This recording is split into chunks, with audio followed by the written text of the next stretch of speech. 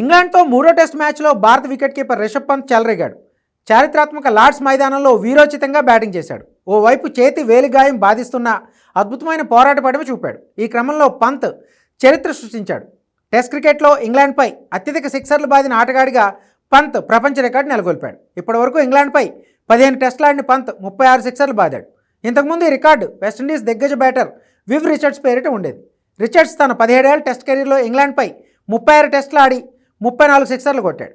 తాజా మ్యాచ్లో 2 సిక్సర్లు బాదిన పంత్ రిచర్డ్స్ రికార్డును బ్రేక్ చేశాడు. ఈ జాబితాలో టిమ్ సౌదీ 3వ స్థానంలో, యశస్వి జైస్వాల్ 4వ స్థానంలో, శుభ్మన్ గిల్ 5వ స్థానంలో ఉన్నారు. కాగా ఈ మ్యాచ్లో పంత్ 112 బంతుల్లో 74 పరుగులు చేశాడు. 8 ఫోర్లు 2 సిక్స్లు బాదాడు. కేఎల్ రాహుల్తో కలిసి 4వ వికెట్కు 141 పరుగుల పార్ట్నర్షిప్ నెలకొల్పాడు. అనవసరమైన పరుగు కోసం ప్రయత్నించి పంత్ రనౌట్ అయ్యాడు. బెన్ స్టోక్స్ డైరెక్ట్ త్రోతో పంత్ పెవిలియన్ చేరాడు. 66వ ఓవర్ 3వ బంతికి సింగిల్ తీసే ప్రయత్నం చేశాడు పంత్. లంచ్ బ్రేక్ ముందే రాహుల్ సెంచరీ పూర్తి చేసుకోవాలని భావించిన పంత్ రిస్క్ చేశాడు. ఈ క్రమంలో రనౌట్గా వెనుదిరిగాడు.